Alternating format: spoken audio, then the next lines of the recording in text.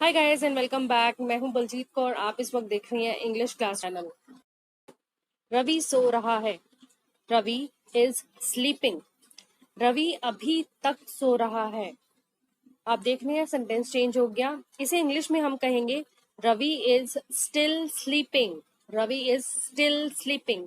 Still अभी हमने और इसमें ऐड कर दिया अभी तक के स्थान पे। अभी तक के स्थान पर हमने स्टिल का यूज किया है, स्टिल का इस्तेमाल किया है।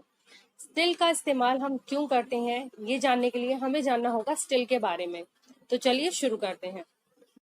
एन एक्शन और situation continues to the present. समझ में नहीं आया ना? हिंदी में समझते हैं।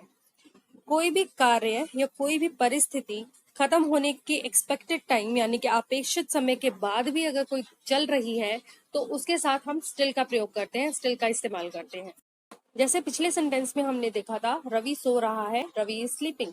रवि अभी तक सो रहा है, इसका मतलब जो अपेक्षित समय था, एक्सपेक्टेड टाइम था, उसके बाद, उसके बीच जाने के बाद भी वो सो रहा है। इस केस में हम स्टिल लगाते हैं। ठीक है, एक और एग्जाम्पल देते हैं। सीता खा रही है। Sita is eating. सीता अभी तक खा रही है, मतलब उसके खाने का जो एक्सपेक्टेड टाइम था, अपेक्षित समय था, वो बीत चुका है, लेकिन अभी तक भी वो खा रही है। तो इस केस में हम स्टिल का यूज करेंगे।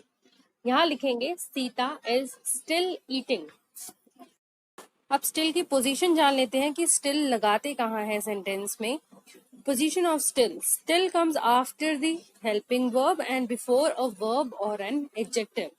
Still comes after the helping verb. Helping verb जैसे इज एम आर, ठीक है, इनके बाद लगाया जाता है, और जस्ट बिफोर अ वर्ब और एन एडजेक्टिव।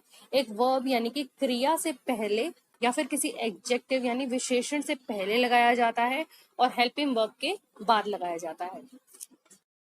अगर आप नहीं जानते कि वर्ब या एडजेक्टिव क्या होते हैं और आप जानना चाहते हैं तो आप इसी चैनल की प्लेलिस्ट में जाकर इंग्लिश ग्रामर वाले सेक्शन में इन सभी के बारे में जो वीडियोस मैंने अपलोड की हैं वो जाकर देख सकते हैं। उसमें आपको सारी चीजें अच्छे से क्लियर हो जाएंगी।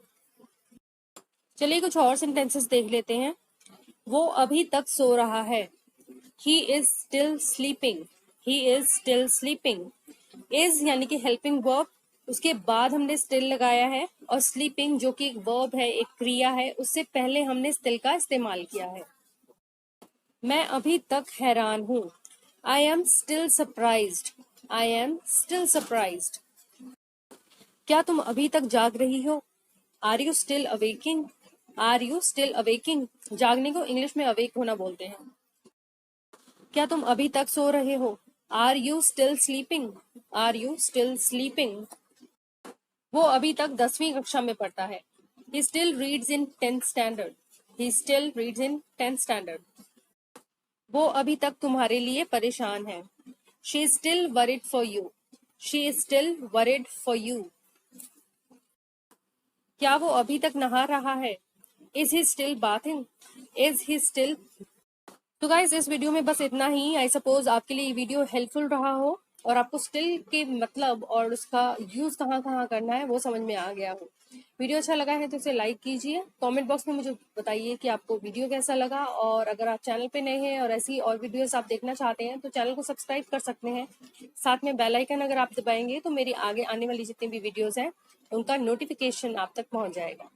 Thank you so much for watching it. Bye bye.